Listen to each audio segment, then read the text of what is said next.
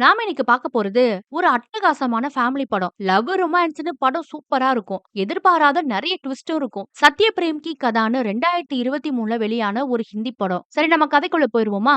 இந்த படத்தோட ஸ்டார்டிங் சீன்லயே நல்லா தூங்கிட்டு இருக்க நம்ம ஹீரோவ அவங்க அப்பா ஓங்கி ஒரு மிதி மிதிக்கிறாரு. எந்திரடா, விடிஞ்சிருச்சு, போய் வேலை வெட்டிய பாருங்கிறாரு. இவ்ளோ அதிகாலையில நம்ம ஹீரோவுக்கு அப்படி என்ன வேலைன்னு பார்த்தா, காலையில வாச கூட்டி தொளிச்சு பால் வாங்கி டீ போட்டு டிஃபன் பண்றதுல இருந்து வீட்ல இருக்க எல்லா வேலையும் பாக்குறது ஹீரோ தான். நம்ம ஹீரோ லாயருக்கு படிச்சிருக்கான். ஆனா ஃபைனல் எக்ஸாம பாஸ் பண்ணதுனால இன்னும் அவனால ஒரு லாயர் ஆக முடியல. வெளியில எந்த வேலையும் கிடையாது, சம்பளமும் இல்ல. அதனாலயே வீட்டு வேலை எல்லாத்தையும் நம்ம ஹீரோ தான் பாக்குறான். இந்த வீட்டு வேலை எல்லாத்தையும் பாக்குறதுல ஹீரோவுக்கு எந்த ஒரு கஷ்டமும் இல்ல.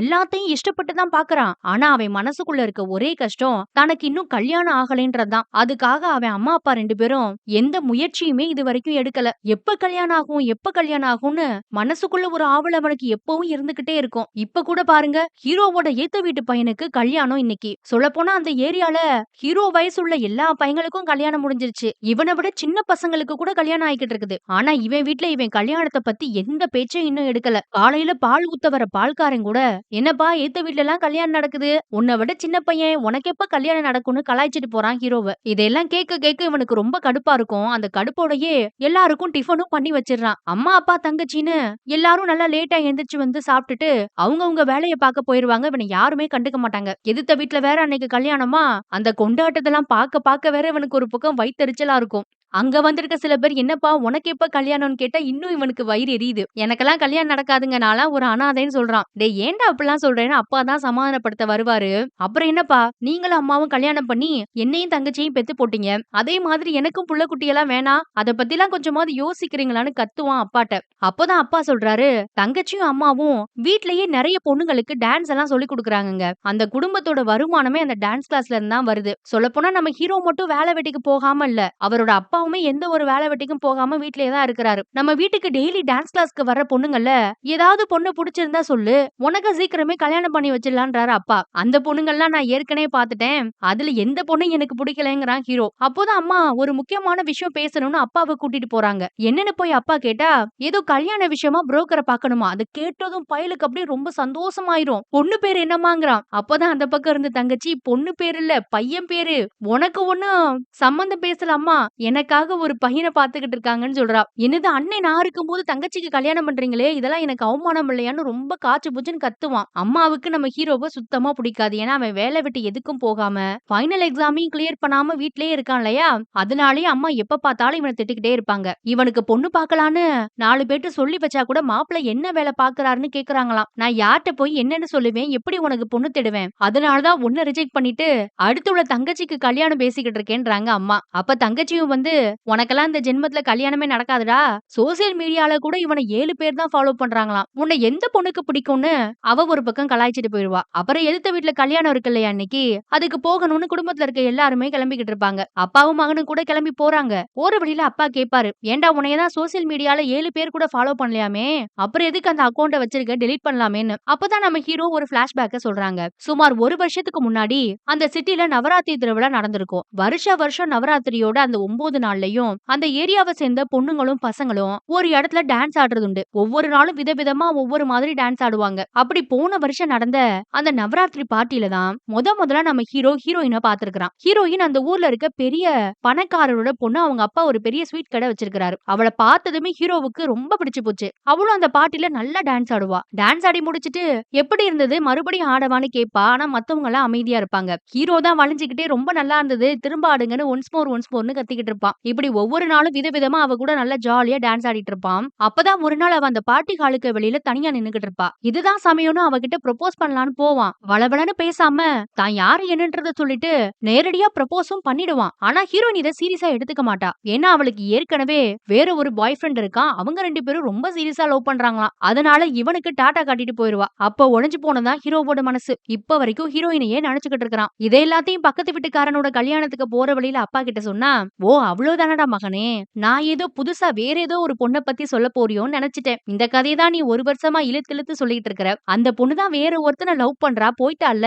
விட்டுட்டு வேற பொண்ண பாருடாங்கறாரு அப்பா. ஹீரோவுக்கும் கூட ஹீரோயின் மேல ரொம்ப தீவிரமான ஒன் சைடு லவ்லாம் கிடையாது. அவ ஏற்கனவே வேற ஒருத்தன லவ் பண்றா. எல்லாம் நல்லா தெரிஞ்சிருந்தாலும், ஏனோ அவ மேல ஒரு கிரஷ். லைஃப்ல அவ கிடைச்சா நல்லா இருக்குமேன்னு ஒரு எண்ணம். அவ்வளவுதான். அப்புறம் அந்த இடத்துல சீன கட் பண்ணா, அப்பாவும் பையனும் ஒரு நாள் வீட்டுக்கு நெறைய பொருள் வாங்குறதுக்காக போவாங்க. அப்ப அப்பாவ ஒரு ஸ்வீட் கடையில இறக்கி விட்டுட்டு, இவன் ஏதோ ஃபினாயில் வாங்குறதுக்கு வேற கடைக்கு போயிருவான். அந்த ஸ்வீட் கடை நம்ம ஹீரோயின் அப்பாவுக்கு சொந்தமானதுதான். ஹீரோ அப்பாவும் போய் ஸ்வீட் எல்லாம் வாங்கிட்டு, "என்னங்க உங்க கடையோட ஓனர பார்க்கவே முடியல, ஆள காணோம்னு" வேலை பார்க்கிறவங்ககிட்ட ஜஸ்ட் கேட்பாரு. அதுக்கு அங்க வேலை பார்க்கிறவரும், "என்னங்க உங்களுக்கு விஷயமே தெரியாதா?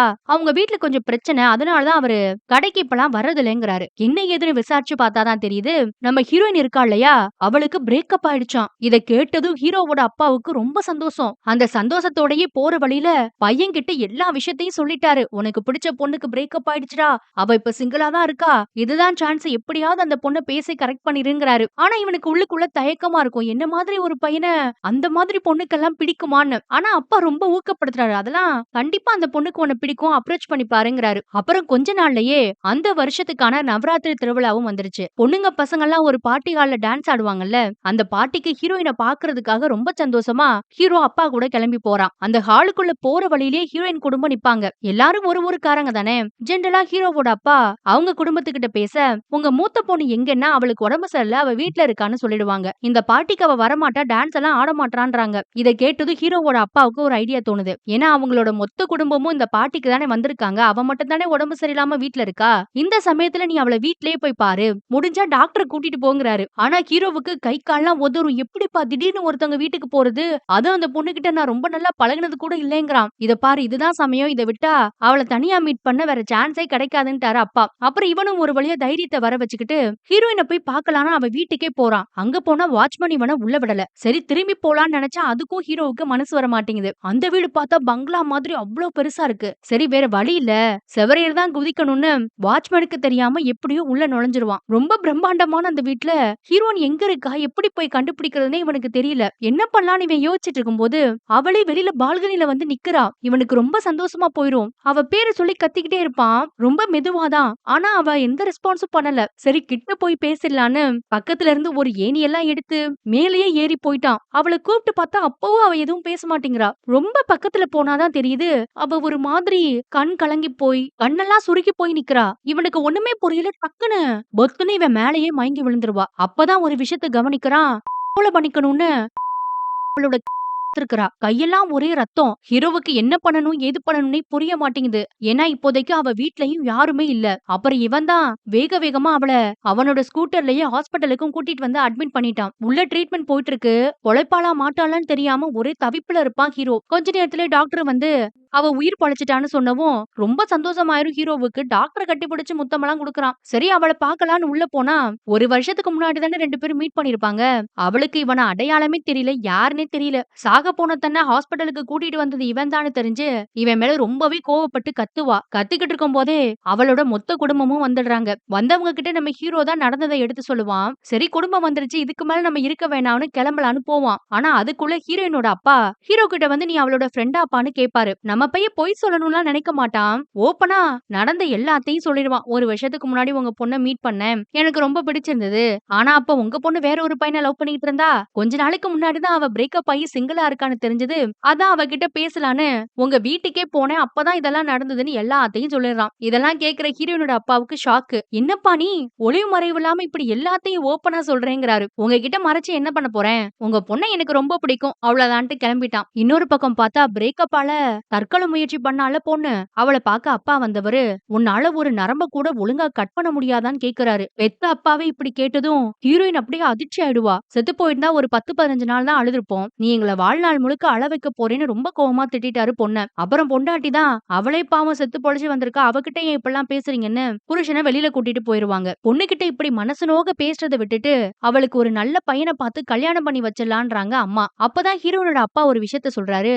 ஏற்கனவே 5-6 குடும்பத்துக்கிட்ட கிட்ட சம்மந்தம் பேசிட்டாராம். ஆனா எல்லாருக்குமே பொண்ணோட காதல் கதை தெரிஞ்சு சம்மந்தம் வேண்டான்னு சொல்லிட்டாங்களாம். எனக்கு என்ன பண்ணணும்னே புரியலன்னு அப்பா ஒரு பக்கம் புலம்புறாரு. இன்னொரு பக்கம் நம்ம ஹீரோயினும் தங்கச்சி கிட்ட என் உயிரை காப்பாத்தினவனோட போன் நம்பர் எப்படியாவது எனக்கு வேணும்னு கேக்குறா. தங்கச்சி ஏன்னு கேட்டா, ஒருவேளை நான் செத்து போயிருந்தேன்னா அப்பாவோட அழுகையும் கண்ணீரையும் லைஃப் லாங் பாத்திருக்க முடியாதுல, அதனாலே அவனுக்கு நான் தேங்க்யூ சொல்லணுங்கிறா. ஹீரோயினுக்கும் அப்பா மேல ரொம்ப கடுப்பா இருக்கு. அதே நேரத்துல இன்னொரு பக்கம் ஹீரோவும் ஹீரோவோட அப்பாவும் குடிச்சிட்டே பேசிட்டு இருக்காங்க ஹீரோயினை பத்தி. பாவம் அந்த பொண்ணு எவ்வளவு அந்த பையனை லவ் பண்ணியிருந்தா தற்கொலை பண்ற வரைக்கும் போயிருப்பான்னு ரொம்ப பரிதாபப்பட்டு பேசுவாருங்க. இதை கேட்டுட்டு ஹீரோ சொல்றான், ஒருவேளை அவ அந்த பையனை தான் மறக்காம லவ் பண்றானா, நான் வேணா அவளை மறந்துடவான்னு கேட்பான். இல்ல இல்ல மகனே, அந்த தப்ப மட்டும் நீ பண்ணக்கூடாது. இதுதான் உனக்கான சரியான நேரம். இப்பதான் நீ உன் காதலையும் அன்பையும் அவன் மேல பொழிஞ்சு எப்படியாவது அந்த பொண்ணை கரெக்ட் பண்ணணும்னு ஐடியா கொடுக்கறாரு. அப்பா இப்படி மகனுக்கு அட்வைஸ் பண்ணிட்டு இருக்கும் போதே ஹீரோயின் கிட்ட இருந்து ஹீரோவுக்கு தேங்க்யூன்னு மெசேஜ் வருதுங்க. அதை பார்த்ததும் அவனுக்கு ரொம்ப சந்தோஷமா போயிடும். உடனே அப்பா கிட்ட காட்டிட்டு பதிலுக்கு ரிப்ளை எல்லாம் பண்றான். அவளும் ஸ்மைலி எல்லாம் அனுப்புறா. இதெல்லாம் அவனோட லைஃப்ல நடக்கும்னு அவன் கனவுல கூட நினைச்சு பார்த்திருக்க மாட்டான். எல்லாமே நடக்குதுன்னு ரொம்ப சந்தோஷமா இருக்கு. அப்புறம் மறுநாள் காலையில அவளை பாக்குறதுக்காக பொக்கேவோட வீட்டுக்கே போறாங்க. பொண்ணோட உயிரை காப்பாத்தினவன்றதுக்காக ஹீரோயின் வீட்டுல இருக்கவங்களும் ஹீரோவோட நல்லா பேசுவாங்க. அவ ரூமுக்கு போய் அவளை பார்த்தா அவ அந்த அளவுக்கு ஹீரோ கிட்ட சரியா பேச மாட்டேங்கிறா. இவன் தான் பொக்கே எல்லாம் கொடுத்துட்டு ஒரு வருஷத்துக்கு முன்னாடி ப்ரொபோஸ் பண்ணதெல்லாம் பத்தி சொல்றான். ஒருவேளை உனக்கு சாகணும்னு இனிமே தோணுச்சுன்னா நீ உன்னை எதுவும் பண்ணிக்காத, உன்னை அப்படி யாராவது நினைக்க வச்சிருப்பாங்க பத்தியா, அவங்களை கொல்லணும்னு முடிவு பண்ண நான் வேணா உனக்கு சப்போர்ட் பண்றேங்கிறான். ஹீரோ அவகிட்ட ரொம்ப ஜாலியா பேசினா கூட ஹீரோயின் பதிலுக்கு எதுவுமே பேச மாட்றா. ஒரு மாதிரி சோகமா தான் இருக்கிறா. அவளோட ரூம்ல இருந்து இவன் கிளம்பும் போது பார்த்தா ஹீரோயினோட ரூம்ல அவன் பேசினது எல்லாத்தையும் ஹீரோயினோட அப்பா ஒட்டு கேட்டுக்கிட்டு இருக்கிறாரு. அப்புறம் அந்த இடத்துல சீனை கட் பண்ணா மறுநாள் காலையில நம்ம ஹீரோவோட வீட்டை காட்டுறாங்க. ஹீரோ ஹால்லயே படுத்து நல்லா தூங்கிட்டு இருக்கிறான். ஹீரோயினோட அப்பா தான் இன்னைக்கு டிஃபன் எல்லாம் பண்ணி கொடுக்கறாரு பொண்டாட்டிக்கும் பொண்ணுக்கும். அப்ப பார்த்தா யாரோ கதவை தட்டுற சத்தம். யாருன்னு போய் பார்த்தா ஹீரோயினோட அப்பா அம்மா வந்திருக்காங்க. அவங்களும் ஹீரோ தூங்குறத பாத்துட்டாங்க. அப்ப பார்த்தா அப்பா எப்படியாவது இவனை எழுப்பனான்னு உதைச்சுக்கிட்டே இருப்பாரு. அவன், அப்பா என்னை எழுப்பாதீங்கப்பா, இப்பதான் நானும் ஹீரோயினும் லேக்ல போட்டிங் போயிட்டு இருக்கிறோங்கிறான். டே, அந்த பொண்ணோட அப்பா அம்மா வந்து நிக்கிறாங்கடா, எந்திரி எந்திரின்னு அப்பா எழுப்பி விட்டுருவாரு. கண்ணை திறந்து பார்த்தவன் என்ன என் கனவுல அவளோட அப்பா அம்மா கூட வராங்கன்றான். டே, அவங்க நிஜமாவே நம்ம வீட்டுக்கு வந்திருக்காங்கன்னு அவர் கத்துனதும் தான் அம்மாவெல்லாம் ஓடி வந்து யார் வந்திருக்காங்கன்னு பாக்குறாங்க. எல்லாரையும் உட்கார வச்சு என்ன ஏதுன்னு கேட்டா ஹீரோயினோட அப்பா ரொம்ப ஓப்பனா எல்லார் முன்னாடியும் எங்க பொண்ணுக்கு உங்க பையனை சம்மந்தம் பேச வந்திருக்கோன்ட்டாரு. ஹீரோவோட அம்மாவுக்கெல்லாம் ஷாக்கு. எல்லாரும் அப்படியே பிரமிச்சு போய் நிக்கிறாங்க அதை கேட்டு. ஹீரோவும் அதுக்கு மேல அவங்கள பேச விடாம வேக வேகமா மாடிக்கு கூட்டிட்டு போயிருவாங்க. அங்க போய் உங்க பொண்ணை எனக்கு கல்யாணம் பண்ணிக்க சம்மதம் தான், ஆனா உங்க பொண்ணு தற்கொலை முயற்சி பண்ணது எல்லாத்தையும் எங்க அம்மா கிட்ட சொல்லாதீங்க, அவங்க அப்புறம் அந்த கல்யாணத்துக்கு ஒத்துக்க மாட்டாங்கன்ட்டான். சம்மந்தத்துல ஏதோ குழப்பம் இருக்குன்னு அம்மா நினைப்பாங்கன்னு சொல்லிட்டான். இப்படி சொன்னதுதான் அவனுக்கே ஒரு விஷயம் ஞாபகத்துக்கு வருது. நமக்கு எப்படி ஒருத்தர் பொண்ணு கொடுக்க முன் வந்தாங்கன்னு. ஆமா, எனக்கு வேலை வெட்டி எதுவுமே கிடையாது, எனக்கு எப்படி பொண்ணு கொடுக்குறீங்கன்னு அவங்க கிட்டே நேரா கேட்டுருவான். அப்பதான் ஹீரோயினோட அப்பா சொல்றாரு, என்னப்பா என் பொண்ணோட உயிரெல்லாம் காப்பாத்திருக்கிற, அவ கூட கனவுல போட்ல ரைடெல்லாம் வேற போயிட்டு இருக்கிற, அவளை நீ இவ்வளவு லவ் பண்ணும்போது எனக்கு வேற என்ன வேணும், நீ வேலை இல்லாம இருக்கிறதாம்பா எனக்கு ரொம்ப பிடிச்சிருக்குன்றாரு. நீயே என்னோட ஸ்வீட் கடையை இனிமே மெயின்டைன் பண்ணிக்கோ, என் பொண்ணையும் கல்யாணம் பண்ணிக்கோன்ட்டாரு. இதெல்லாம் கேட்கும் போது ஹீரோவுக்கு ரொம்ப சந்தோஷமா இருக்கு. நமக்கு கல்யாணம்னு ஒண்ணு நடக்குமான்னு ரொம்ப ஏங்கி இருந்திருப்பான். ஆனா எந்த ஒரு பொண்ணை பார்த்து ரொம்ப பிரமிச்சு போய் விரும்ப ஆரம்பிச்சானோ அந்த பொண்ணு இப்ப கிடைக்குதுன்னு நினைக்கும் போது சொல்லவா வேணும், ரொம்ப ரொம்ப ஹாப்பியா இருக்கிறான். ஆனா பொண்ணு வீட்டுக்காரங்க போனதுக்கு அப்புறமா அம்மாவும் தங்கச்சியும் குழப்பம் பண்ண ஆரம்பிச்சுட்டாங்க. வேலை வெட்டி இல்லாத ஒருத்தனுக்கு எப்படி இவங்க பொண்ணு கொடுக்குறாங்க, எனக்கு என்னமோ சந்தேகமா இருக்குன்னு அம்மா சண்டை போடுறாங்க. அப்பாதான் பேசி சமாதானப்படுத்துவாரு. நீ நல்லபடியா ஒரு வேலையை தேடிட்டு வந்து சம்பாதிப்பேன்னு நினைச்சா இப்படி பொண்ணை புடிச்சிட்டு வந்திருக்கேன்னு கத்துறாங்க அம்மா. அப்புறம் அப்பா தான், அதான் அந்த பொண்ணோட அப்பாவுக்கு ஸ்வீட் கடையெல்லாம் இருக்குல்ல, அவர் இன்னும் ஒரு 4-5 வருஷத்துல எப்படியும் செத்து போயிருவாரு, அப்புறம் அந்த கடை நம்ம பையனுக்கு தானேன்னு சொல்லி அம்மாவை சமாதானப்படுத்துறாரு. ஆனாலும் இனிமே கல்யாணம் பண்ணிக்கிட்டு வந்தா பொண்ணும் பையனும் எந்த ரூம்ல இருக்கிறதுன்னு ஒரு டவுட். தங்கச்சியும் அம்மாவும் எங்க ரூம கொடுக்க மாட்டோம்னு சண்டை போட, அப்புறம் ஹீரோ தான், நீங்க உங்க ரூம் எல்லாம் கொடுக்க வேண்டாம், ஏற்கனவே நீங்க டான்ஸ் கிளாஸ் நடத்துற அந்த மாடி ரூம நான் எடுத்துக்கிறேன்னு சொல்லிட்டான். ஒரு வழியா குடும்பம் மொத்தமும் ஒத்துக்கிட்டாங்க. அதே நேரத்துல இந்த பக்கம் பார்த்தா ஹீரோயினுக்கு சுத்தமா இந்த கல்யாணத்துல விருப்பமே இல்லங்க. என்ன கேட்காம எப்படி இந்த சம்பந்தத்தை பேசி முடிக்கலாம்னு அவ அப்பா கிட்ட சண்டை போடுறா. ஆனா பதிலுக்கு அப்பா, சின்ன வயசுல இருந்து எல்லாமே உன் இஷ்டப்படி தான் செஞ்ச, இந்த ஒரு விஷயத்துலயாவது எங்க பேச்ச கேளு, உன் முடிவுதான் சொதப்பி போயிருச்சுல, நாங்க பாக்குற பையனையாவது கல்யாணம் பண்ணிக்கோன்றாரு. அவ முடியவே முடியாதுங்கிறா. அப்பதான் அப்பா சொல்றாரு, நீ மட்டும் இந்த பையனை கல்யாணம் பண்ணிக்கலனா நானும் உன்ன மாதிரி பெண்றாரு. இந்த பிளேடு எப்பவுமே என் பாக்கெட்ல இருக்குன்னு அத கண்ணால வேற காட்டுறாரு. அப்பா இப்படி சொன்னது ஹீரோயினால எதுவுமே பேச முடியலங்க. அதுக்கப்புறமா என்கேஜ்மென்ட் நடக்க போற அந்த நாளும் வருது. நம்ம ஹீரோவோட வீட்ல இருந்து அவனோட குடும்பம் ரொம்ப சந்தோஷமா கிளம்பி போயிட்டு இருக்காங்க பொண்ணு வீட்டுக்கு. ஹீரோயினோட குடும்பம் ரொம்ப வசதியான குடும்பம். ஆனா ஹீரோவோட குடும்பம் ரொம்ப வசதி கம்மியான குடும்பம் தானே. ஆனாலும் இவங்கள அவங்க ரொம்பவே நல்லா பாத்துக்கிறாங்க. நல்லா வரவேற்கிறாங்க. ஹீரோவும் கூட ரொம்ப சந்தோஷமா இருக்கிறான். ஆனா ஹீரோயின் தான் மூஞ்சிய உம்முன்னு வச்சுட்டு சோகமாவே இருக்கிறா. எந்த ஒரு விஷயத்திலயும் அவளுக்கு ஈடுபாடே கிடையாது. நம்ம ஹீரோவும் அவளையே தான் பாத்துக்கிட்டு இருப்பான் வச்ச கண்ணு வாங்காம. அப்புறம் நிச்சயத்த பேசி முடிக்கிறதுக்குள்ள நான் ஹீரோயின் கிட்ட தனியா பேசணும்னு சொல்லிட்டான். உடனே பொண்ணும் மாப்பிள்ளையும் தனியா பேசட்டும்னு எல்லாரும் ஒத்துக்கிட்டாங்க. ஆனா பொண்ணு அனுப்புறதுக்கு முன்னாடி அப்பா இன்னமும் அந்த பிளேட என் பாக்கெட்லயே தான் வச்சிருக்கேன். ஒழுங்கா சொதப்பாம இந்த கல்யாணத்த பண்ணிக்கோன்னு மிரட்டுறாரு. அப்புறம் அங்க போனா உனக்கு இந்த கல்யாணத்துல விருப்பமான்னு நேரடியா ஹீரோயின்ட்டை கேட்டுட்டாங்க. அவளும் ஓப்பனா எனக்கு இந்த கல்யாணத்துல விருப்பம் இல்லைன்னு சொல்லிட்டா. அவனுக்கு இத கேட்டதும் ஷாக்கு. நான் எடுத்த முடிவெல்லாம் தப்பா போயிடுச்சு என் வாழ்க்கையில. என் அப்பா ஒரு முடிவு எடுத்திருக்காரு. அந்த முடிவுக்கு நான் சம்மதிக்கிறேன். அதனாலதான் அந்த கல்யாணத்துக்கு ஒத்துக்கிட்டேங்கிறா. இத கேட்டதும் அவனுக்கு ரொம்ப சந்தோஷம். அவனுக்கு அந்த பொண்ணு சொல்றது புரியுதா புரியலையானே தெரியல. இந்த கல்யாணத்த நான் பண்ணிக்கிறேன். ஆனா எனக்கு பிடிக்கலைன்னு சொல்றா. ஆனா அவன் இத தெளிவா புரிஞ்சுக்காம கல்யாணம் தான் அவ பண்ணிக்க ஒத்துக்கிட்டாளேன்னு ரொம்ப சந்தோஷப்படுறான். கல்யாணம் முடிஞ்சு நல்லபடியா பொண்ணும் மாப்பிளையும் மாப்பிள்ளை வீட்டுக்கு வந்துட்டாங்க. மாப்பிள்ளையோட அம்மாவுக்கு அவ்வளவு சந்தோஷம். ஆரத்தி எடுக்கும் போது பொண்ணு முகத்தை விட அவ கழுத்துல போட்டிருக்க நகையத்தான் அந்த அம்மா அதிகமா பாக்குறாங்க. ஆனா மகன் கிட்ட சிடுசிடுன்னு இருந்தா கூட மருமக கிட்ட நல்ல பாசமா தான் நடந்துக்கிறாங்க. அப்புறம் ஒரு வழியா பொண்ணு மாப்பிளையும் அவங்களோட ரூமுக்கு போனா அப்போ ஹீரோ கிட்ட ஹீரோயின் எதுவுமே பேச மாட்டா. கல்யாணம் ஆன முதல் நாள் ராத்திரி இல்லையா, இவன் தான் மனசுல இருக்க எல்லாத்தையும் பேசணும்னு அவகிட்ட ஒரு பெரிய உண்மைய சொல்றாங்க. இத்தனை வருஷத்துல அவன் எந்த பொண்ணு கூடயும் பழகுனது இல்லையாம். இப்ப வரைக்கும் ஒரு பிரம்மச்சாரியா தான் மனைவியோட மட்டும்தான் வாழணும்னு குறிக்கோளோட இருக்கானாம். நீ என் வாழ்க்கையில கிடப்பேன்னு நான் நினைச்சு கூட பாக்கல.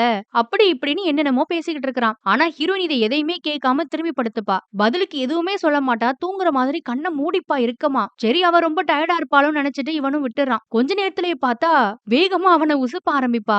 நீ ரொம்ப கொரட்டை விட்டுட்டு இருக்க, என்னால தூங்க முடியல, தயவு செஞ்சு ரூமை விட்டு வெளியில போய் படுத்துக்கோன்னு விரட்டியே விட்டுட்டாங்க. இவனுக்கு ஒரு மாதிரி கஷ்டமா தான் இருக்கும். ஆனா பெருசா எதுவும் பேசாம எப்பவும் இவன் ஹால்ல படுத்திருப்பான் இல்லையா, அங்க வந்து படுத்துக்கிட்டான். அப்புறம் காலங்காத்தால ஹீரோயின் தான் முதல்ல எந்திரிச்சு வரா. எப்பவுமே ஹீரோவோட அப்பாவோ இல்ல ஹீரோவோ தான் பால் வாங்கி வீட்டு வேலையெல்லாம் ஆரம்பிப்பாங்கல்ல காலையில இருந்து. ஆனா இப்ப மருமக பொண்ணு வந்திருக்கிறதுனால மாமியார் அம்மா எந்திரிச்சு வந்து பால் வாங்க வராங்க. பால்காரன் அவங்கள பார்த்துட்டு இது ஹீரோவோட வீடுதானான்னு ஒரு மாதிரி சந்தேகமா கேட்பான். அவங்க திட்டிட்டு நான் தான் அவனோட அம்மான்னு சொல்லிட்டு பாலை வாங்கிப்பாங்க. என்னம்மா இத்தனை வருஷத்துல நாங்க உங்களை ஒரு தடவை கூட பார்த்ததே இல்லையே, எப்பவுமே உங்க பையன் தானே இதெல்லாம் வாங்குவான்னு சொல்லிருவாரு அவரு. அப்பதான் அந்த பால்காரரு நம்ம ஹீரோ தனியா ஹால்ல படுத்திருக்கிறத பாக்குறாரு. அதுவும் கல்யாணம் ஆன முதல் நாள் நைட்டே. கல்யாணம் ஆனா கூட இவங்க ரெண்டு பேரும் சேர்ந்து வாழலேன்றத பால்காரு முதல் நாளே கண்டுபிடிச்சிட்டாரு. அப்புறம் அந்த இடத்துல சீனை கட் பண்ணா நம்ம ஹீரோவும் இந்த குரட்டை பிரச்சனையை சரி பண்ணி எப்படியாவது பொண்டாட்டியோட ஒரே ரூம்ல தங்கணும்னு ஆசைப்படுறான். அதுக்காக ஒரு டாக்டர் போய் பாக்குறான். அவரும் மருந்து மாத்திரை எக்ஸசைஸ் எல்லாம் சொல்லி கொடுக்கறாருங்க. எல்லாத்தையும் ஒன்னொன்னா பண்ணுவான். நிறைய யோகாலாம் பண்றான். ஆனா எதுவுமே ஒர்க் அவுட் ஆக மாட்டேங்குது. தினமும் முதல்ல போய் ஒரே ரூம்ல படுக்கிறதும், அவ பாதி ராத்திரிலேயே தூங்க முடியல ரொம்ப கொரட்டை சத்தமா இருக்குன்னு இவனை விரட்டி விடுறதும் வழக்கமா போச்சு. இவங்க மாடியில தானே தங்கி இருக்காங்க. அந்த மாடிப்படி வீட்டுக்கு வெளியில இருக்கும் போல. பாதி ராத்திரில இவன் வந்து வீட்டு கதவை தட்டி தான் ஹால்லயே போய் படுக்கணும் போல. அப்பாதான் தினமும் வந்து கதவை திறப்பாரு. மகனுக்காக பக்கத்திலேயே படுக்கையெல்லாம் விரிச்சு போடுறாரு. கொரட்டையால இவனுக்கு மட்டும் பிரச்சனை இல்ல, இப்ப மொத்த குடும்பத்துக்குமே பெரும் பிரச்சனையா இருக்கு. இவன் பாதி ராத்திரில இப்படி எந்திரிச்சு வரதுலயே இவங்க ரெண்டு பேரும் ஒன்னா சேர்ந்து வாழலைங்கிறது குடும்பத்துல இருக்க எல்லாருக்குமே நல்லா தெரிஞ்சிருதுங்க. ஆனாலும் அதை யாரும் வெளியே காட்டிக்காம மருமக கிட்ட பாசமா தான் நடந்துக்கிறாங்க. இதுக்கு நடுவுல இன்னொரு பக்கம் ஹீரோவோட மாமனார் இருக்காரே, அவரு தடபுடலா வரவேற்பெல்லாம் வச்சு அவரோட கடையில ஹீரோவை கொண்டு போய் உட்கார வச்சுறாரு. புதுசா அவனுக்கு கார் எல்லாம் கூட வாங்கி கொடுக்கறாரு. எல்லாம் நல்லா இருந்தாலும் அவனால ஹீரோயின் கூட ஒரே ரூம்ல தான் தங்க முடியல. அப்பதான் ஒரு நாள் ஹீரோவோட தங்கச்சி இருக்கால, அவ ஃப்ரெண்ட் அக்காவோட என்கேஜ்மெண்ட்டுக்கு கிளம்பிக்கிட்டு இருப்பா. யார் கூடமா அந்த பொண்ணுக்கு என்கேஜ்மெண்ட்னு ஹீரோவோட அப்பாவும் கேட்பாரு. அதுக்கு பொண்ணும் அந்த ஊர்ல இருக்க ஒரு பெரிய பணக்காரரோட பையன் பேரை சொல்லுவா. அவன் வேற யாரும் இல்ல, நம்ம ஹீரோயினோட எக்ஸ் பாய் ஃப்ரெண்ட் தான். அவன் பேரு கேட்டதும், அதுவும் அவனுக்கு என்கேஜ்மெண்ட்னு கேட்டதும் ஹீரோயின் ஒரு மாதிரி அப்செட் ஆயிட்டா. யார்கிட்டயும் அதுக்கப்புறம் முகம் கொடுத்து பேசல. அன்னைக்கு நைட்டு பார்த்தா நம்ம ஹீரோ கொரட்டைய சரி பண்றதுக்கு வெள்ளப்போடலாம் சாப்பிட்டுட்டு யோகாலாம் பண்ணிட்டு பொண்டாட்டி பக்கத்துல படுத்துக்கலான்னு வருவான். உடனே ஹீரோயினுக்கு ரொம்ப கோபம் வந்துரும். உனக்கு ஒரு தடவை சொன்னா புரியாதா, உன்னோட கொரட்டை சத்தத்தால என் தூக்கம் டிஸ்டர்ப் ஆகுதுன்னு சொல்றேன்ல, அதனால நீ கீழேயே போய் நிரந்தரமா படுக்க மாட்டியேன்னு கேட்டுட்டா இவனுக்கு ஒரு மாதிரி ஆயிடும். இல்ல நான் யோகாலாம் பண்ணிருக்கேன், வெள்ளப்போடலாம் சாப்பிட்டிருக்கேன், இன்னைக்கு கொரட்டை விட மாட்டேன்னு எவ்வளவோ சொல்லி பாப்பான். ஆனா பதிலுக்கு அவ நீ சாப்பிட்ட பூண்டோட ஸ்மெல் வேற இந்த ரூம் முழுக்க இருக்கு, தயவு செஞ்சு இங்க இருந்து போன்றா. மேற்கொண்டு எதுவும் பேசாதேன்னு கத்துவா. அவனும் நம்ம ரெண்டு பேரும் புருஷன் பொண்டாட்டி தானே, ஒரே ரூம்ல தானே தங்கி ஆகணும்னு எவ்வளவோ சொல்லி பாப்பான். அதெல்லாம் ஒண்ணும் கட்டாயம் கிடையாது. இங்க இருந்து போன்னு விரட்டிக்கிட்டே இருக்காங்க. அவனும் எந்திரிச்சு போவான். ஆனா டக்குன்னு உனக்கு இப்ப என்னதான் பிரச்சனை? என்னோட கொரட்டை பிரச்சனையா? இல்ல நான் பூண்டு சாப்பிட்டது பிரச்சனையா? இல்ல உன் கூட இந்த ரூம்ல நான் தங்குறது பிரச்சனையான்னு ஓப்பனா கேட்டுட்டான். உண்மையிலேயே அவளுக்கு கொரட்டையோ மத்த விஷயமோ பிரச்சனை இல்ல. இவன் கூட ஒரே ரூம்ல தங்குறது தான் பிரச்சனை. அவன் கூட குடும்ப வாழ்க்கைய ஆரம்பிக்க அவளுக்கு விருப்பமே இல்லங்க. இத ஓப்பனாவே நேருக்கு நேரா அவன் கிட்ட சொல்லிடுவா. இத கேட்டதும் அவனுக்கு தலையில இடி விழுந்த மாதிரி இருக்கு. ஹீரோவுக்கு என்னதான் ஹீரோயின ஆரம்பத்துல இருந்து பிடிச்சிருந்தாலும், ஏற்கனவே ஒரு பையன காதலிச்சு பிரேக்கப் ஆகி தற்கொலை வரைக்கும் போனதெல்லாம் அவனுக்கும் தெரியும். கண்டிப்பா ஒரு நாள் பழைய விஷயங்கள்ல இருந்து வெளியில வந்து நம்மள பிடிச்சு நம்மளோட வாழ ஆரம்பிச்சிருவான்னு நினைச்சுதான் இத்தன நாளும் இருந்திருப்பான். இப்ப இவ இப்படி பேசினதும் அவனுக்கு ரொம்ப ஷாக்கா இருக்கு. அது மட்டும் இல்லாம என்னால ஒரு ஆண் கூட வாழவே முடியாதுங்கிறா. உடம்புல ஏதோ பிரச்சனை இருக்குங்கிறா. இந்த உண்மை தெரிஞ்சதுனாலதான் எக்ஸ் இவளை விட்டு போயிட்டதா வேற சொல்றா. இதையெல்லாம் கேட்க கேட்க ஹீரோவுக்கு தான் தலையே கிருகிருன்னு சுத்துற மாதிரி இருக்கு. உனக்கும் அப்படி போகணும்னா என்னை விட்டு போன்னு ரொம்ப கோவமா வெளியே துரத்தி விட்டுட்டா. அன்னைக்கு நைட் எல்லாம் பாவம் ஹீரோவுக்கு தூக்கமே வராது. அதிர்ச்சியிலே இருக்கிறான். இன்னொரு பக்கம் பார்த்தா ஹீரோயினும் தனியா உட்காந்து எதையோ நினைச்சு ஃபீல் பண்ணி அழுதுட்டு இருக்கறா. அப்பதான் நமக்கு ஒரு சீனை காட்டுறாங்கங்க. ஒரு வருஷத்துக்கு முன்னாடி அந்த டான்ஸ் பார்ட்டி முடிஞ்சதுக்கு அப்புறம் ஹீரோ ப்ரப்போஸ் பண்ணுவான்ல. அப்ப கூட ஹீரோயின் எனக்கு ஏற்கனவே ஒரு லவ்வர் இருக்கான்னு சொல்லி லவ்வர் கூட கார்ல கிளம்பி போவா இல்லையா? அதையெல்லாம் நமக்கு காட்டுறாங்க. அடுத்ததா அவ ஹாஸ்பிட்டல்ல அழுதுகிட்டே உட்கார்ந்து இருக்கிறதையும் காட்டுறாங்க. பாய் ஃப்ரெண்டால இவ கர்ப்பமா இருந்திருப்பா போல. அந்த கருவை கலைக்கிறதுக்காக தான் ஹாஸ்பிட்டலுக்கு வந்திருக்கிறா. அப்புறம் பிரேக்கப் ஆனதுனால தற்கொலை முயற்சி எல்லாம் பண்ணியிருக்கிறா போல. அது எல்லாத்தையுமே நினைச்சு பார்த்து ரொம்ப அழறா. இவ ஹீரோ கிட்ட சொன்ன மாதிரி இவளுக்கு உடம்புல எந்த பிரச்சனையும் இல்ல, நல்லாதான் இருக்கிறா. இவளால ஒரு ஆண் கூட வாழவும் முடியும் தான். ஆனா ஹீரோ கிட்ட வரக்கூடாதுன்றதுக்காக தான் வேணும்னே இப்படி ஒரு பொய்ய சொல்லி துரத்தி விட்டுருக்கிறா போல. ஆனா இது எதுவும் தெரியாத நம்ம ஹீரோ மறுநாள் கடையில மாமனார்ட்ட போய் காட்டு கத்து கத்துறான். எவ்ளோ பெரிய உண்மைய மறைச்சு உன் பொண்ணை என் தலையில கட்டி வச்சுட்டயான்னு ரொம்ப கோவப்படுறான். ஆனா மாமனாருக்கு இத கேட்டதும் கண்டிப்பா அப்படி இருக்க வாய்ப்பே இல்ல, என் பொண்ணு உன்கிட்ட போய் தான் சொல்றா. அவ ஏற்கனவே பிரேக்கப்பால உயிரை எடுத்துக்கணும்ன்ற அளவுக்கு போனவ. அவளுக்கு உள்ளுக்குள்ள எந்த அளவுக்கு வலி இருக்கும். அப்படி இருக்கும்போது நீதான்ப்பா கொஞ்சம் பொறுத்து போகணும். கொஞ்சம் அவகிட்ட நல்லபடியா ஃப்ரெண்ட்லியா பழக பாரு. கொஞ்ச நாள்ல எல்லாமே சரியாயிடும்னு மாமனார் சொன்னதும் இவனுக்கும் அது சரிதான்னு தோணுதுங்க. அதே நேரத்துல இந்த பக்கம் பார்த்தா ஹீரோயின் வீட்ல டீ போட்டுட்டு இருப்பா. அப்ப ஹீரோவோட அப்பாவும் வந்து தான் மகனை பத்தி நல்ல விதமா எடுத்து சொல்றாரு. உன்னோட வலி கஷ்டம் என்னன்னு எனக்கும் நல்லா தெரியுமா. ஆனா என் பையனை பத்தி கொஞ்சம் யோசிச்சு பாரு, அவன் ரொம்ப நல்லவன். அவனுக்கு ஒரு வாய்ப்பு கொடுத்தேன்னா கண்டிப்பா உங்களோட வாழ்க்கை நல்லா இருக்கும்லாம் சொல்றாரு. அவர் பேசிக்கிட்டு இருக்கும் போதே ஹீரோவும் வந்துட்டான். அப்பாவை வெளியில போக சொல்லிட்டு ஹீரோயினுக்காக ரோஸ் எல்லாம் வாங்கிட்டு வந்திருக்கான். அவங்களுக்கு கல்யாணம் ஆகி 1 மாசம் ஆகுதாம். அதுக்காக வாழ்த்து சொன்னதும் அவளும் கூட இப்ப சந்தோஷமா அதை வாங்கிக்கிறா. பொதுவா கப்பிள்ஸ் எல்லாம் ரெட் கலர் ரோஸ் தான் கொடுத்துப்பாங்க. நீ என்ன எல்லோ ரோஸ் வாங்கிட்டு வந்திருக்கேன்னு கேப்பா ஹீரோவை பார்த்து. நம்ம 2 பேரும் கப்பிள்ஸ் தான், ஆனா எனக்கு என்னமோ உன் கூட கொஞ்ச நாள் ஃப்ரெண்ட்லியா பழகணும்னு தோணுதுன்னு அவளை புரிஞ்சுக்கிட்டு பேசுவான். அவளுக்கும் அது ரொம்ப பிடிச்சிருக்கும் போல. அவளும் கூட இப்ப கொஞ்சம் நல்லா பேசுறா அவங்கிட்ட. இன்னைக்கு ஒரு பர்த்டே பார்ட்டி இருக்கு, போலாமா வரியான்னு கூப்பிட்டா அவளும் சந்தோஷமா வரேங்கிறா. அப்புறம் 2 பேரும் கிளம்பி அந்த பர்த்டே பார்ட்டிக்கு நைட்டு போவாங்கங்க. அது ஹீரோயின் தங்கச்சியை கட்டிக்க போற மாப்பிள்ளையோட பர்த்டே பார்ட்டி. அந்த பார்ட்டிக்கு போகும்போதும் சரி, போனதுக்கு அப்புறமும் 2 பேருமே நல்லா சகஜமா பேசிக்கிறாங்க. தங்கச்சியை கட்டிக்க போறவனையும் பார்த்து விஷ் பண்ணிட்டு பார்ட்டியை என்ஜாய் பண்ணலான்னு பார்த்தா அப்பதான் தங்கச்சி மாப்பிள்ளைக்கு ஒரு போன் வருது. நம்ம ஹீரோயினோட எக்ஸ் இருக்கான்ல, அவன் கிட்ட இருந்துதான். அவனும் இந்த மாப்பிள்ளைக்காரனும் சின்ன வயசுல இருந்து ஃப்ரெண்ட்ஸா. கொஞ்ச நேரத்திலேயே அந்த பார்ட்டிக்கு வரதா வேற சொல்றான். எக்ஸ் இந்த பார்ட்டிக்கு வர போறத நினைச்சு ஹீரோயின் ஒரு மாதிரி சங்கடப்பட ஆரம்பிச்சிட்டா. ஏன்னா எக்ஸ பாக்குறதுக்கு இப்போ அவளுக்கு விருப்பமே இல்ல போல. ஹீரோவும் அதை நல்லா புரிஞ்சுக்கிட்டு நம்ம வேணா இங்க இருந்து கிளம்பலாமான்னு சொல்லி அவளை அங்க இருந்து கூட்டிட்டு வந்துருவாங்க. இவன் இப்படி புரிஞ்சுக்கிறது அவளுக்கு ரொம்ப பிடிச்சிருக்கு. அங்க இருந்து வந்தவங்க ஒரு ஹோட்டலுக்கு போய் பிடிச்சது எல்லாத்தையும் ஆர்டர் பண்றாங்க. ஹீரோவுக்கு இதெல்லாம் கனவா நனவானே தெரியல. கண் கலங்கி அழவே செஞ்சுட்டான். ஏன் இப்பெல்லாம் அழறேன்னு ஹீரோயின் கேட்டா இதெல்லாம் அவனோட ரொம்ப நாள் ஆசையாம். இந்த மாதிரி இவ கூட வெளியில வந்து சேர்ந்து சாப்பிடணும்னு. இவ இதெல்லாம் சொல்லும் போது இந்த அளவுக்கு நம்ம மேல பாசம் காட்டுறானேன்னு ஹீரோயினுக்கும் கூட ஹீரோ மேல ஒரு நல்ல அபிப்பிராயம் வருது. சாப்பிட்டு முடிச்சதும் லேக்ல போட்டிங் போவோமான்னு கேட்பான். ஏன்னா கனவுல அடிக்கடி அவனுக்கு அதுதான் வரும். அவனுக்கு அது மிகப்பெரிய ஆசை. அவளும் ஓகேன்னு சொல்லி ஜாலியா வந்துருவா. அப்புறம் 2 பேரும் சேர்ந்து போட்டோ எடுத்துப்பாங்க. அந்த போட்டோவை அவளே சோசியல் மீடியால எல்லாம் போஸ்ட் பண்றா. இதெல்லாம் கனவா நிஜமானே அவனுக்கு தெரியல. ரொம்ப சந்தோஷமா இருக்கு. அதுக்கப்புறம் அடிக்கடி இந்த மாதிரி வெளியே போக ஆரம்பிப்பாங்க. நல்லா பழகுறாங்க, நிறைய பேசிக்கிறாங்க. வீட்லயும் கூட இப்ப எல்லாரும் ரொம்ப சந்தோஷமா இருக்கிறாங்க. அப்பதான் ஒரு நாள் நைட் டைம்ல வாக்கிங் போலான்னு 2 பேரும் நடந்து போயிட்டு இருப்பாங்க. அப்ப ஹீரோ அவன் படிச்ச காலேஜ் மேல கல்ல தூக்கி எறியறான். ஏன் இப்படி பண்றேன்னு கேட்டா ஃபைனல் எக்ஸாம்ல கொஞ்சம் எனக்கு மார்க் போட்டு என்ன பாஸ் பண்ண மாட்டேங்கிறாங்க.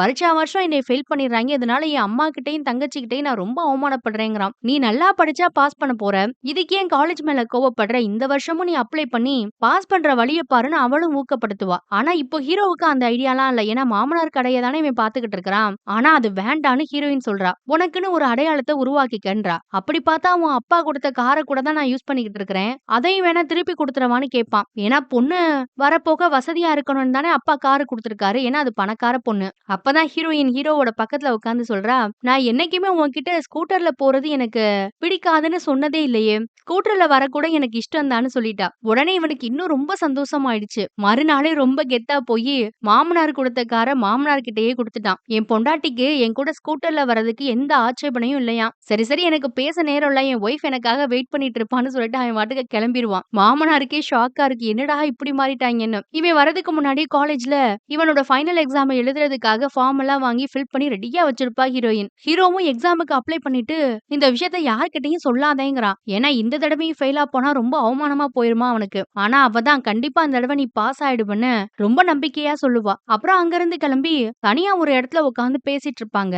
அப்ப ஹீரோ அவன் மனசுல என்ன இருக்கோ எல்லாத்தையும் படபடன்னு பேசுவான். இத பார்த்துட்டு ஹீரோயினும் நீ உள்ளுக்குள்ள எதையுமே வச்சுக்க மாட்டியா? எல்லாத்தையும் வெளிப்படையா சொல்றியேன்னு கேக்குறா. ஆமா உண்மையை சொல்றதுக்கு ஏன் பயப்படணும்? ஓப்பனா அப்படியே சொல்ல வேண்டியதானேங்கிறான் அவன். ஏன்னா அது அவனோட சுபாவம். அப்போதான் ஹீரோயின் ஒரு விஷயத்த சொல்றா.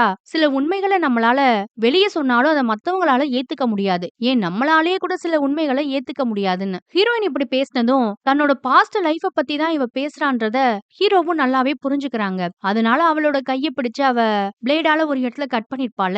அந்த இடத்துல முத்தமெல்லாம் கொடுத்து எப்போ உன்னால அந்த உண்மைய சொன்னா புரிஞ்சுக்குவேன் அப்படின்னு உனக்கு தோணுதோ அப்ப நீ சொல்லு அது வரைக்கும் நான் காத்திருப்பேங்கிறான். லைஃப் லாங் கூட காத்திருப்பேங்கிறான். இவன் இப்படி பேசுறதெல்லாம் அவளுக்கு ரொம்ப பிடிச்சிருக்கு. அப்புறம் அன்னைக்கு நைட்டு லேட்டா தான் வீட்டுக்கு போறாங்க. ஹீரோயின் மாடியில போய் படுத்துக்கட்டும்னு ஹீரோ எப்பவும் போல நம்ம ஹால்லே படுத்துக்கலான்னு வீட்டு கதவை திறக்கலான்னு போவான். அப்பதான் இவ அவனை தயங்கி தயங்கி கூப்பிட்டு நம்ம 2 பேரும் கப்பிள்ஸ் தானே, நீ எதுக்கு தனியா படுக்கிற, நம்ம வேணா ஒரே ரூம்ல சேர்ந்து தூங்கலான்றா. இவனால இத நம்பவே முடியல. ரொம்ப சந்தோஷமாயிரும் அவனுக்கு. சரின்னு ஒரே ரூம்ல தான் இப்ப புருஷனும் பொண்டாட்டியும் தூங்குறாங்க. ஆனா 2 பேருக்குமே தூக்கம் வரல. ஒருத்தருக்கு ஒருத்தர் இப்ப ரொம்ப பிடிச்சு போனதுனால மேற்கொண்டு அவங்களோட வாழ்க்கைய ஆரம்பிக்கலாம்னு முடிவு எடுத்துட்டாங்க. ஹீரோயினும் இப்ப எந்த தயக்கமும் இல்லாம ஹீரோவோட சேர்ந்து வாழலாம்னு முடிவெடுத்துட்டா. அவளுக்கு உடம்புல பிரச்சனை இருக்கு, உன் கூட என்னால சேர்ந்து வாழ முடியாதுன்னு ஒரு நாள் ராத்திரி ரொம்ப கோவப்பட்டு கத்திருப்பாள ஹீரோ கிட்ட. அத வெளிப்படையா சொல்லி மன்னிப்பெல்லாம் கூட கேக்குறா. எனக்கு அந்த மாதிரி எந்த பிரச்சனை இல்லைன்னுலாம் சொல்றா. இதை கேட்டதும் நம்ம பயலுக்கு ரொம்ப குஷி. அதுவும் அவ வாயில இருந்து. சரின்னு வாழ்க்கைய ஆரம்பிக்கலான்னு கொஞ்சம் சேர்ந்து இருக்கலாம்னு நினைப்பாங்க. ஆரம்பத்துல எல்லாம் நல்லா தான் போயிட்டு இருக்கு. ஆனா ஹீரோ அவளை டச் பண்ண ஆரம்பிச்சதுக்கு அப்புறமா கொஞ்சம் கொஞ்சமா அவ முகமே மாறுது. வேண்டாம் என்னை விட்டுரு விட்டுருன்னு கத்துவா. ஹீரோவுக்கு ஒண்ணுமே புரியல. என்ன நல்லாத்தானே இருந்தா, ஏன் இப்படி சொல்றான்னு பார்த்தா வேண்டாம் என்னை விட்டுரு, நான் இதுக்கெல்லாம் ரெடியா இல்ல, என்னை விட்டுரு விட்டுருன்னு ரொம்ப கத்திருவாங்க. அதுவும் கத்தும் போது அவளோட எக்ஸ் பாய் ஃப்ரெண்ட் பேரை சொல்லி கத்துறா. என்னை விட்டுரு விட்டுருன்னு கதறி கதறி அழுகுறா. ஹீரோ தான் அவளை கொஞ்சம் கொஞ்சமா நிதானத்துக்கு கொண்டு வந்து இங்க யாரும் இல்ல நான் மட்டும் தான் இருக்கேன்ற உண்மையை சொல்றான். அதுக்கப்புறம் வேகமா ஓடி போய் பாத்ரூம் குள்ள கதவை பூட்டிட்டு ரொம்ப அழுவா. ஹீரோவும் அவளை சமாதானப்படுத்தலான்னு முயற்சி பண்ணா அவ ஒரு வார்த்தை கூட பேச தயாராவே இல்ல. அதுக்கப்புறம் ஹீரோவும் நான் கீழேயே போய் தூங்குறேன், நீ நிம்மதியா ரூம்ல தூங்குன்னு சொல்லிட்டு கீழே போயிடுவாங்க. அவன் கண்ணெல்லாம் அப்படியே கலங்கி ஒரு மாதிரி இடிஞ்சு போயிருக்கிறான். அப்ப ஹீரோவோட அப்பா அவனை பார்த்துட்டு என்னடா இன்னைக்குமா கீழே வந்துட்டேன்னு ரொம்ப கோவப்படுறாரு. கொரட்டெல்லாம் ஒரு பிரச்சனையாடா? ஊரு உலகத்துல எல்லா வீட்லயும் தாண்டா ஆம்பளைங்க கொரட்டை விடுறாங்க. ஆனா எந்த பொண்டாட்டியாவது இப்படி வெளியே அனுப்புவாளா? இந்த பிரச்சனைக்கு இன்னைக்கே ஒரு முடிவு கட்டி ஆகணும். இப்பவே போய் மருமக பொண்ணுட்டத பத்தி கேக்குறேங்கிறாரு. ஆனா இவங்களுக்குள்ள நடந்த பிரச்சனை அவருக்கு தெரியல. ஹீரோவும் வேண்டாம் வேண்டான்னு தடுப்பான். அவர் கேட்காம இப்பவே பஞ்சாயத்தை பண்ணணுங்கிறாரு. நம்ம ஹீரோவும் ரொம்ப கோவப்பட்டு எங்க 2 பேருக்கு நடுவுல நீங்க வராதீங்கப்பா, இது எங்க பிரச்சனை, இதுல தலையிடாதீங்கன்ட்டான். மக இப்படி சொன்னதும் அப்பாவுக்கு ஷாக்கு. ஆனா ஒரு மாதிரி கண் கலங்கி அவன் இடிஞ்சு போய் உட்கார்ந்து இருக்கிறத அப்பாவாலையும் பார்க்க முடியல. அப்புறம் அந்த இடத்துல சீனை கட் பண்ணா மறுநாள் காலையில நம்ம ஹீரோவோட பெரியம்மா ஊர்ல இருந்து வராங்க இவங்க வீட்டுக்கு. அந்த நேரத்துல தான் பால்காரனும் பால் ஊத்த வந்திருக்கிறான். அவங்களுக்கு பெட்டி படுக்கை எல்லாம் தூக்க ஹெல்ப் பண்ணவன் ஹீரோவோட பெரியம்மான்னு தெரிஞ்சதும் அவனுக்கு தெரிஞ்ச எல்லா புறணியையும் அவுத்து விட்டுட்டான். நம்ம ஹீரோ கொரட்ட பிரச்சனையால பொண்டாட்டி கூட சேர்ந்து வாழாம கீழே தூங்குறதும் ஹீரோயின் மேல தூங்குறதும் எல்லாத்தையும் அவுத்து விட்டுட்டான். இதை கேட்டதும் பெரியம்மாவுக்கு பெரிய அதிர்ச்சி. அப்ப ஹீரோ தான் கதவியின் திறப்பான் பால் வாங்குறதுக்காக. அவனோட படுக்க ஹால்ல கிடக்கிறத பார்த்துட்டு பெரியம்மாவும் பஞ்சாயத்தை கன்ஃபார்ம் பண்ணிட்டாங்க. வீட்ல இருக்க எல்லாரையும் கூட்டி வச்சு இதெல்லாம் ஒரு பிரச்சனைன்னு நம்ம பையன் கொரட்டை விடுறதுக்காக ரூமை விட்டு தினமும் வெளியே துரத்துறா, நீங்களாம் எதுவும் கேட்காம இருக்கீங்கன்னு பெரியம்மா ரொம்ப கத்துறாங்க. போய் உடனே உன் பொண்டாட்டிய கூட்டிட்டு வாடான்னு சொல்லுவாங்க ஹீரோ கிட்ட. அவனும் அவகிட்ட பேசலான்னு போவான். அவளை பார்த்தா ரொம்ப டயர்டா இருக்கிறா. நைட் எல்லாம் அழுதுருப்பா போல. மேற்கொண்டு அவளை தொந்தரவு பண்ணாம நீ மேலேயே ரெஸ்ட் எடுன்னு சொல்லி கதவையும் பூட்டிடுவான். அப்பதான் அவ ஒரு விஷயத்த சொல்லுவா. நான் தான் உன்கிட்ட ஏற்கனவே சொன்னேன்ல, சில உண்மைகளை நம்மளாலேயே ஏத்துக்க முடியாதுன்னு. அப்படி இருக்கும்போது இத மத்தவங்க புரிஞ்சுப்பாங்கன்னு நம்பி எப்படி சொல்ல முடியும்னு கேக்குறா. அவனுக்கு இத கேட்டதும் என்ன நினைச்சான்னு தெரியல. வேக வேகமா ரொம்ப கோவமா மாமனார் வீட்டுக்கு தாங்க போறான். அங்க போனா அவர் யோகா பண்ணிட்டு இருக்கிறாரு. அவர உட்கார வச்சு, "உன் பொண்ணுக்கு என்னதாய்யா ஆச்சு? எதுக்கு அவ சூசைட் பண்ண ட்ரை பண்ணா? அத பத்தி உனக்கு ஏதாவது தெரியுமான்னு?" கேக்குறான். ஏன்னா முதல்ல லவ் பிரேக்கப் அப்படிதானே இவர் சொல்லியிருப்பாரு. இவன் ரொம்ப கோவமா கேட்டதுக்கு அப்புறமா அப்பதான் மாமனாரும் மருமகன் கிட்ட ஒரு உண்மைய சொல்றாரு. ஏற்கனவே லவ் பண்ண பையனால பொண்ணு கர்ப்பமானதாவும், அந்த கருவ கலைச்சதுக்கு அப்புறமா டிப்ரஷன்ல அவ தற்கொலை முயற்சி எடுத்ததா சொல்றாரு. இத கேட்டதும் ஹீரோவுக்கு ரொம்ப கோவம் வருங்க. "ஏப்பா உன் கூட அவ வாழ மாட்டானா நல்லா சப்புன்னு ஓங்கி 2 அற அரைஞ்சா வலிக்கு வந்துருவான்னு" சொன்னதும் இன்னும் அவனுக்கு ரொம்ப கோவம் வந்துரும். அறைய வேண்டியது உன் பொண்ண இல்லையா உன்னத்தான்னு மாமனாரையே ஹீரோ அடிக்க போயிருவான். உன் பொண்ணுக்கு என்ன நடந்துச்சுன்னு உனக்கு தெரியுமா இல்லையான்னு ரொம்ப கத்துவான். அப்பதான் அந்த நேரத்துல இந்த பக்கம் நம்ம ஹீரோயின காட்டுறாங்க. அவ அப்பதான் வீட்டுக்கு வந்த பெரிய மாமியார் கிட்ட ஆசீர்வாதம் வாங்கலான்னு கீழ இறங்கி வந்திருக்கிறா. அவ வந்த உடனே அந்த அம்மா பஞ்சாயத்த ஆரம்பிச்சுட்டாங்க. எப்படி எங்க வீட்டு பையன நீ அந்த ரூம்ல இருந்து துரத்தி விடலாம், கொரட்ட விடுறதெல்லாம் ஒரு பிரச்சனையான்னு கத்த ஆரம்பிக்கிறாங்க. இதுக்கு மாமியாரும் நாங்கலாம் அந்த விஷயத்த சொல்லலாமா, பால்காரன் தான் சொல்லிட்டான்னு மருமக கிட்ட ஓப்பனா பேசுறாங்க. அப்ப மாமனாரும் ரொம்ப கோவப்பட்டு, என்னதாம்மா உனக்கு பிரச்சனை, ஏம்மா இப்படிலாம் பண்ற, அப்படி இப்படின்னு கத்த ஆரம்பிக்கிறாரு. அப்பதாங்க எல்லார் முன்னாடியும் இத்தன நாள் அவளுக்குள்ள இருந்த அவ்ளோ வேதனையும் கொட்ட ஆரம்பிப்பா. ஒரு வருஷத்துக்கு முன்னாடி முதல் தடவை ஹீரோ ப்ரப்போஸ் பண்ணதுக்கு அப்புறமா எனக்கு ஏற்கனவே ஒரு பாய் ஃப்ரெண்ட் இருக்கான்னு சொல்லிட்டு பாய் ஃப்ரெண்ட் கூட இவ கிளம்பியிருப்பா. அன்னைக்கு நைட்டு பாய் ஃப்ரெண்ட் இவள ஒரு தனியான இடத்துக்கு கூட்டிட்டு போய் அவளோட சம்மதமே இல்லாம அவள சீரழிச்சுட்டானாம். இத கேட்டதும் எல்லாருக்கும் பெரிய ஷாக்கு. அந்த சம்பவம் நடந்ததுக்கு அப்புறமா அதுக்கப்புறமா எந்த ஒரு ஆணும் தான் பக்கத்துல வர்றது இவளுக்கு ரொம்ப பயமா இருக்குமா. இத கேட்டதும் பக்கத்துல நின்னுகிட்டு இருக்க மாமனாரு கொஞ்சம் தூரமா தள்ளி போறாரு. அதனாலதான் அந்த பயத்தாலதான் தினமும் ஹீரோவை ஏதாவது ஒரு காரணம் சொல்லி ரூம விட்டு வெளியில அனுப்புறதா சொல்றா. இனிமே பால்காரன் இத பத்தி பேசினா அவங்கிட்டயும் கூட இந்த உண்மையை சொல்லிருங்கன்னு சொல்லிட்டு இத்தனை நாளா உள்ள அடக்கி வச்சிருந்த அந்த வேதனையெல்லாம் கொட்டிட்டு அவ பாட்டுக்கு போயிருவாங்க. இன்னொரு பக்கம் ஹீரோவும் இந்த உண்மை எல்லாத்தையும் ஹீரோயினோட அப்பா அம்மா கிட்ட சொல்லுவான். அவங்கெல்லாம் இத கேட்டு ஷாக் ஆகி அழறாங்க. பொண்ணுக்கு என்ன நடந்ததுன்னே தெரியாம அவகிட்ட ஒரு வார்த்தை கூட அத பத்தி விசாரிக்காம இவங்களாவே அவளை எவ்ளோ கஷ்டப்படுத்தி இருப்பாங்க. இன்னொரு பக்கம் பார்த்தா எல்லார்கிட்டயும் எல்லா உண்மையும் சொன்ன ஹீரோயினுக்கு இப்பதாங்க நிம்மதியா இருக்கு. ஒரு பக்கம் ஹீரோவும் ஹீரோயின் பாய் ஃப்ரெண்டோட ஆபீஸுக்கே போய் அவனை போட்டு அடி அடி நடிப்பான். அதனால பாவம் ஹீரோவை போலீஸ் அரெஸ்ட் பண்ணிட்டாங்க. அப்பாதான் போய் போலீஸ் ஸ்டேஷன்ல இருந்து ஹீரோவை கூட்டிட்டு வருவாரு. ஆனா இது எதுவுமே இப்போதைக்கு ஹீரோயினுக்கு தெரியாது. வீட்டுக்கு வந்தா ஹீரோவோட தங்கச்சி இருக்கா இல்லையா, அவளோட ஃப்ரெண்டுக்கு தானே ஹீரோயின் எக்ஸ் பாய் ஃப்ரெண்டோட என்கேஜ்மெண்ட் நடந்திருக்கு. அதனால இந்த விஷயத்தை எல்லாம் போனை போட்டு ஃப்ரெண்டு கிட்ட சொல்ல போறேன். இந்த மாதிரி ஒரு பையனை என் ஃப்ரெண்டு கல்யாணம் பண்ணிக்க கூடாதுங்கிறா. இதை கேட்டதும் அப்பா ரொம்ப கோவப்பட்டு யாருக்கும் போன் பண்ணி எதுவுமே சொல்லாதேங்கிறாரு. குடும்பமானம் போயிரும்னு ரொம்ப கத்துறாரு. இவ்ளோ பெரிய உண்மையை மறைச்சு எப்படி இந்த பொண்ணை நம்ம பையனுக்கு கட்டி வைக்கலாம். உடனே அவங்க அம்மா அப்பா கிட்ட என்னன்னு கேட்டாகணும்னு சம்மந்திக்கு தான் போன் பண்ண போறாரு ஹீரோவோட அப்பா. ஆனா ஹீரோவோட அம்மா அவரை தடுத்துட்டாங்க. ஒருவேளை நம்ம பொண்ணுக்கு இப்படி நடந்திருந்தா நீங்க போய் சம்மந்தம் பண்றவங்க கிட்ட இதெல்லாம் விலைக்கு சொல்லிக்கிட்டு இருந்திருப்பீங்களா? நம்ம குடும்பமானம் போயிடக்கூடாதுன்னு நினைச்சிருப்பீங்கல்ல. அப்படித்தானே அவங்களும் நினைச்சிருப்பாங்க. அவங்களோட வலிய புரிஞ்சுக்கலைனாலும் பரவாயில்ல. அத அதிகப்படுத்தாம இருங்க. இத பத்தி யாருமே இனிமே அந்த பொண்ணுகிட்டயோ அவங்க அப்பா அம்மா கிட்டயோ பேசவே கூடாதுன்னு ஹீரோவோட அம்மா ரொம்ப கோவப்படுறாங்க. அந்த பக்கம் பார்த்தா நம்ம ஹீரோவும் போலீஸ் ஸ்டேஷன்ல இருந்து அப்பதான் மேல ரூமுக்கு போறான். அவன் கையெல்லாம் ஒரே ரத்தமா இருக்கு. அத பார்த்ததும் ஹீரோயின் துடிச்சு போயிட்டா. "நீ பயப்படுற மாதிரி ஒண்ணும் இல்ல. இது என்னோட ரத்தம் கிடையாது. உன்னோட எக்ஸ் பாய் ஃப்ரெண்டோட ரத்தம்னு சொன்னதும் அவளுக்கு ஒரே ஷாக்கு. என்ன நீ அவனை போய் அடிச்சியான்னு கேக்குறா. ஆமா அவனை மட்டும் இல்ல உங்க அப்பனையும் 2 அறை அறையலான்னு தான் போனேன். இப்படி ஹீரோ சொன்னதும் அவளுக்கு ரொம்ப சந்தோஷமா இருக்கு. இது வரைக்கும் யாருமே இவகிட்ட என்ன நடந்தது ஏது நடந்ததுன்னே கேட்டிருக்க மாட்டாங்க. அவங்களா ஒரு விஷயத்த கற்பனை பண்ணி ஏதேதோ அவ வாழ்க்கையில முடிவெடுத்திருப்பாங்க. முதல் தடவையா தன்னை புரிஞ்சுகிட்டு தனக்காக இவன் சப்போர்ட் பண்றத நினைச்சு அவளுக்கு ரொம்ப சந்தோஷமா இருக்கு. அப்புறம் ஹீரோ ஹீரோயின் கிட்ட இந்த விஷயத்த ஏன் உன் அப்பா அம்மா கிட்ட கூட நீ சொல்லாம இருந்திருக்கேன்னு கேக்குறான்.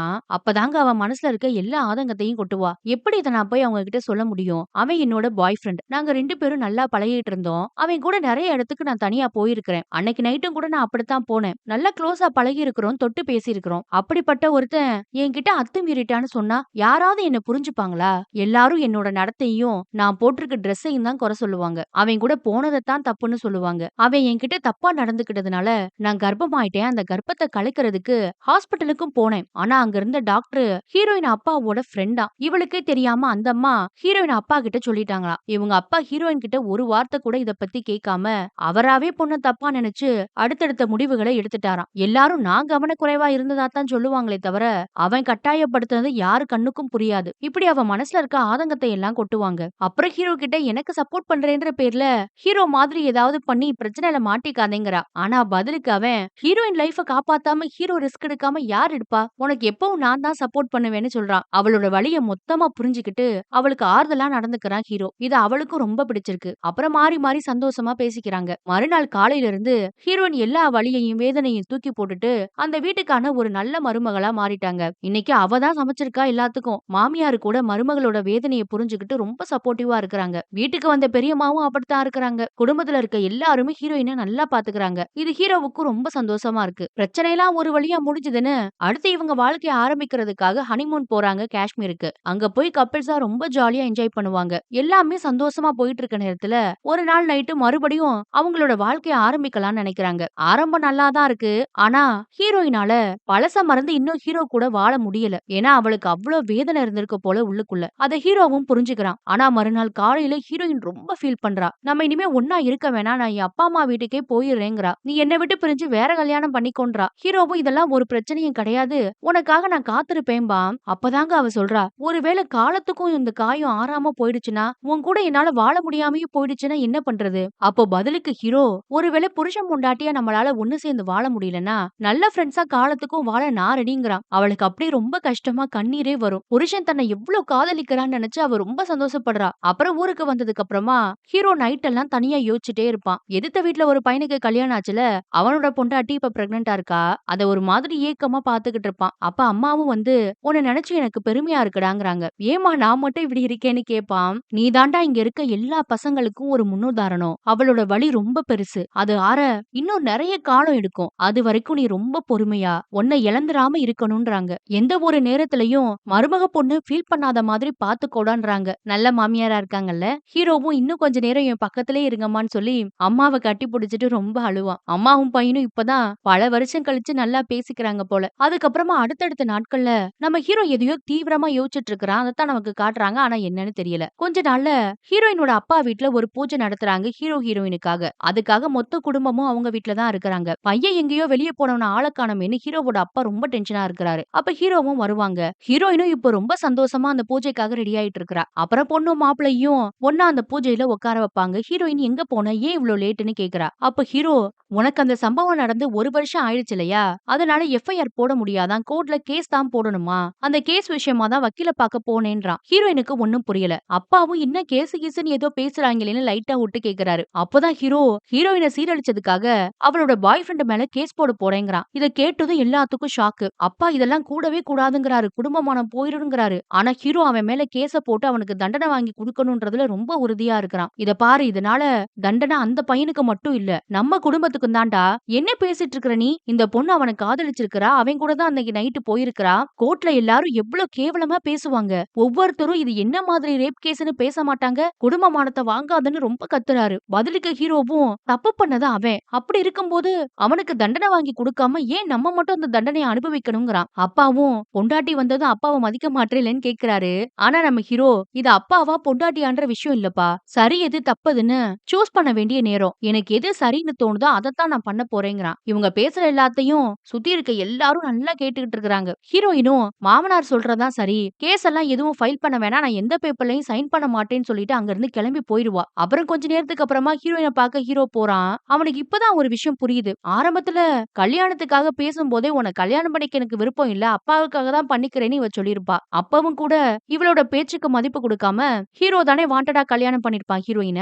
இப்பவும் பாருங்க அவளோட விருப்பம் என்னன்னு தெரியாம பாய் ஃப்ரெண்ட் மேல கேஸ் போடணுங்கிறான். என் மேலயும் நிறைய தப்பு இருக்கு என்ன மன்னிச்சிரு. உனக்கு ஒருவேளை அவன் மேல கேஸ் கொடுக்க விருப்பம் இல்லைன்னா பரவாயில்லன்னு சொல்லிட்டான். ஆனா அப்பதான் ஹீரோயின் ஒரு விஷயத்த ரியலைஸ் பண்றா. அவ யார காதலிச்சாலோ யார நம்பி போனாலோ அவன் விருப்பமே இல்லாம அவளை சீரழிச்சிட்டான். ஆனா அந்த நேரத்துல கூட இவ கைய பிளேடால கட் பண்ணிட்டு சாக கூட இவளால முடிஞ்சது. அந்த தைரியம் எல்லாம் அவளுக்கு வந்தது அப்போ. ஆனா இப்ப ஒரு பேப்பர்ல பேனாவை புடிச்சு சைன் போட எனக்கு தைரியம் வர மாட்டேங்குதுல. இத்தனை நாளு அவன் பண்ணது எனக்கு பெருசா தெரியல. அதை விட என் மேலதான் எனக்கு அதிக குற்ற உணர்ச்சி இருந்தது. என்ன நானே காயப்படுத்திக்கிறது, என்னை சுத்தி இருக்கவங்க எல்லாம் கஷ்டப்படுத்துறது, உன்னை லவ் பண்ணாலும் உன் கூட சேர்ந்து வாழ முடியாம இருக்கிறதுன்னு என்ன நானே எவ்வளவு தண்டிச்சிட்டு இருந்திருக்கேன். ஆனா இதுக்கெல்லாம் காரணமான அவனை பாரு. ரொம்ப ஜாலியா ஃபுல் ஹாப்பினஸோட அவன் வாழ்க்கையை வாழ்ந்துகிட்டு இருக்கிறான். போதும் இதெல்லாம் இப்பவே நான் நிறுத்தி ஆகணும். இனிமே நானே என்னை குற்றப்படுத்திக்கிட்டு என் வாழ்க்கையை அழிச்சுக்க விரும்பல. கண்டிப்பா நான் இந்த கேஸ ஃபைல் பண்ணதான் போறேன்னு ரொம்ப சந்தோஷமா கான்பிடென்ட்டோட அந்த ஃபைல்ல சைன போட்டுட்டாங்க. இப்பதான் ஹீரோவுக்கு ரொம்ப சந்தோஷமா இருக்கு. ஏன்னா ஹீரோ எப்பவுமே ஹீரோயின் லைஃப்ல அவதான் ஒரு ஹீரோவா இருக்கணும். இவன் சப்போர்ட்டிங் ஹீரோவா தான் இருக்கணும்னு நினைச்சானாமா. அந்த சந்தோஷத்தோடயே முன்னாடியே 2 பேரும் அந்த பூஜையில கேஸ் பேப்பருக்கு பூஜைய போட்டு ஆரம்பிக்கிறாங்க. அடுத்த கேஸும் நல்லபடியா ஆரம்பிச்சிருச்சு போல. அதெல்லாம் நமக்கு காட்டல. ஆனா கோர்ட்டுக்கு போறதுக்கு முன்னாடி அப்பா பையனுக்கு தயிர்ல சர்க்கரை கலந்து ஊட்டி விடுறாரு பையன் ஜெயிக்கணும்னு. சக்சஸ்ஃபுல்லா கேஸ் முடிஞ்சு ஹீரோயின சீரழிச்ச எக்ஸ் பாய் ஃப்ரெண்ட போலீஸ் அரெஸ்ட் பண்ணிட்டும் போயிடுறாங்க. அதுக்கப்புறமா ஹீரோவும் ஹீரோயினும் குடும்பத்தோட ரொம்ப ஜாலியா வாழ்றத நமக்கு காட்டுறாங்க. அடுத்த வருஷத்தோட நவராத்திரி விழால குடும்பமா ரொம்ப சந்தோஷமா டான்ஸ் எல்லாம் ஆடிக்கிட்டு இருக்காங்க. ரொம்ப நல்ல கப்பிள்ஸ்ல இந்த மாதிரி புருஷன் ஒரு பொண்ணுக்கு கிடைக்கிறதெல்லாம் பெரிய வரோங்க. நம்ம நாட்டுல இந்த மாதிரி பசங்க ரொம்ப கம்மி. பொண்ணுங்க நோ சொன்னா நோ தான்றத புரிஞ்சுக்கிற அந்த மெச்சூரிட்டி இன்னும் நிறைய பசங்களுக்கு இல்ல. நம்ம இந்தியால ஒவ்வொரு 16 நிமிஷத்துக்கும் ஒரு பொண்ணு சீரழிக்கப்படுறாளாம். அதுலயும் அதிகமா குற்றவாளிகளா இருக்கவங்க புருஷங்க தானா. ஏன்னா பொண்டாட்டி நோ சொன்னா கூட அதுக்கு அர்த்தம் நோ தாங்க. கல்யாண உறவுக்கு அப்புறம் அத்துமீறினா கூட அது பலாத்காரன்ற ஒரு நல்ல கருத்தை சொல்லி இந்த படத்தை சூப்பரா முடிச்சிட்டாங்க. படம் ரொம்ப சூப்பரா இருந்ததுல உங்களுக்கு இந்த படம் எந்த அளவுக்கு பிடிச்சிருக்குன்றத மறக்காம கமெண்ட்ல சொல்லுங்க. அப்படியே போற போக்குல ஒரு லைக்கையும் தட்டி விட்டுருங்க. அப்பதான் இந்த மாதிரி சூப்பரான படம் இன்னும் நிறைய பேரு சென்றடையும். தேங்க்யூ.